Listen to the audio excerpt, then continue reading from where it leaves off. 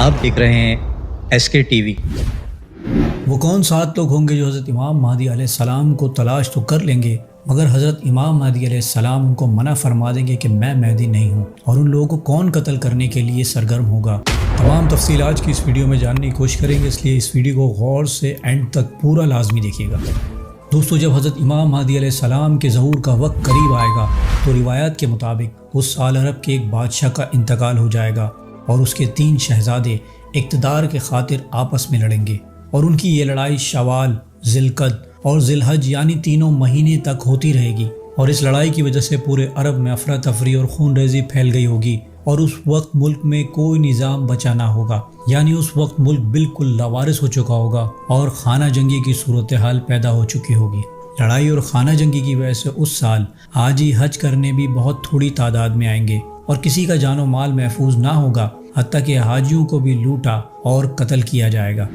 اسی طرح سعودی عرب کے پڑوس یعنی اطراف کے ملکوں کے بھی حالات کچھ اچھے نہ ہوں گے، گویا مسلمان اور اسلامی دنیا میں ظلم و جور پھیلا ہوگا، کہیں بھی امن و امان نہیں ہوگا۔ ایسے کٹھن اور مشکل حالات کو دیکھتے ہوئے 7 علماء اس جنگی ماحول میں حج کرنے نکلیں گے، اور ان 7 علماء کا آپس میں کوئی تعلق نہ ہوگا، مطلب وہ اس سے پہلے ایک دوسرے کو نہیں جانتے ہوں گے۔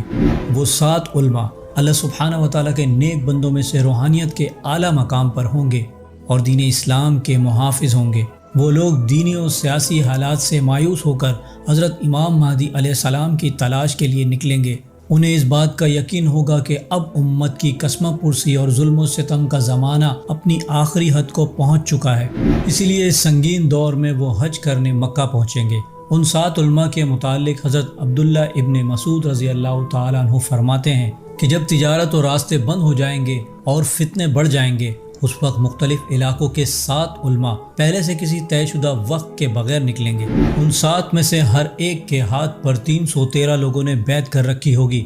یہ علماء مکہ میں اکٹھا ہوں گے، ملاقات میں ایک دوسرے سے آنے کا سبب پوچھیں گے، تو ہر ایک یہی کہے گا کہ ہم اس شخصیت کی تلاش میں آئے ہیں جن کے ذریعے فتنوں کا خاتمہ ہوگا، اور ان کے ذریعے اللہ سبحانہ وتعالی قسطنطنیہ کو فتح فرما دے گا۔ ان کا نام، ان کے والد اور والدہ کا نام، یہاں تک کہ ہمیں ان کا حلیہ بھی معلوم ہے۔ چنانچہ یہ 7 علماء آپس میں اس بات پر متفق ہو جائیں گے اور انہیں مکہ میں تلاش کریں گے، یہاں تک کہ انہیں ڈھونڈ کر کہیں گے کہ آپ فلاں ابن فلاں نہیں ہیں؟ وہ کہیں گے نہیں، میں تو فلاں انصاری ہوں۔ یہ کہہ کر وہ ان کے ہاتھوں سے نکل جائیں گے۔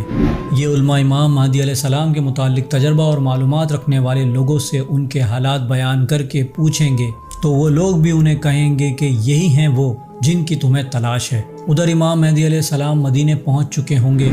یہ علماء مدینے جا کر انہیں ڈھونڈیں گے تو وہ مکہ آ جائیں گے، تو یہ علماء بھی ان کے پیچھے مکہ آ جائیں گے اور ان سے پھر ملیں گے اور کہیں گے کہ آپ فلاں ابن فلاں ہیں، آپ کی والدہ فلانہ بنت فلاں ہیں، اور آپ میں مہدی ہونے کی فلاں فلاں نشانیاں موجود ہیں، اور آپ ایک مرتبہ ہمارے ہاتھوں سے چھوٹ گئے، اب تو آپ ہاتھ آگے بڑھائیں تاکہ ہم آپ کی بیعت کر لیں۔ وہ کہیں گے کہ میں آپ کا وہ ساتھی نہیں ہوں جنہیں آپ ڈھونڈ رہے ہیں، میں تو فلاں بن فلاں انصاری ہوں، یعنی میں خود امام مہدی کا مددگار ہوں، چلو میں تمہیں تمہارے ساتھی کے بارے میں بتاتا ہوں۔ یہ کہہ کر وہ ان علماء سے چھٹکارا پا کر نکل جائیں گے۔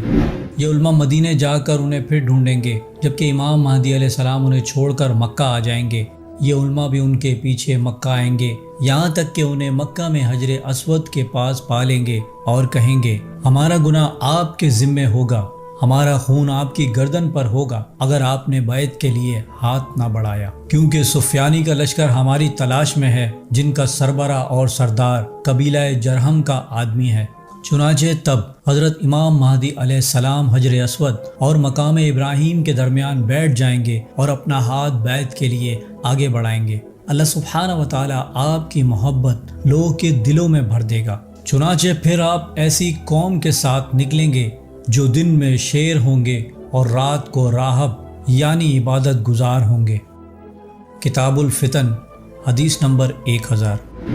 اب دوستو یہ 7 علماء اکرام کون ہوں گے؟ قرآن و سنت میں جس علم دین کو اہل علم کا خاصہ بتایا گیا ہے، یہ علماء بھی اسی علم کے رکھنے والے ہوں گے اور باعمل ہوں گے، اور یہ علماء اکرام علامات قیامت اور بالخصوص حضرت امام مہدی علیہ السلام کے متعلق روایتوں کا بھی علم رکھتے ہوں گے، تبھی یہ علماء نکلیں گے۔ اس لیے ان علماء کے پاس شریعت کے دوسرے علوم ہونے کے ساتھ ساتھ قیامت اور علامات قیامت پر بھی ان کی مکمل نظر ہوگی، اور جب امام مہدی علیہ السلام کی ظہور کی نشانیاں ظاہر ہوں گی، یعنی جب تجارت اور راستوں کی بندش کا معاملہ پیش آئے گا، تو یہ علماء حضرت امام مہدی علیہ السلام کی تلاش کے لیے متحرک ہو جائیں گے، کیونکہ ہم سبھی یہ جانتے ہیں کہ علماء ہی انبیاء کے وارث ہیں، اور وہی سنگین حالات اور فتنوں کے اس دور میں امت کے رہبر ہیں۔ آخری زمانے میں امت کو فتنوں سے بچانے اور حق و باطل کو پہچاننے کی ضرورت ہوگی، تاکہ لوگ دجال اور اس کے فتنوں سے دور رہیں اور انہیں اس فتنوں کے دور میں حضرت امام مہدی علیہ السلام کی بھی پہچان ہو سکے۔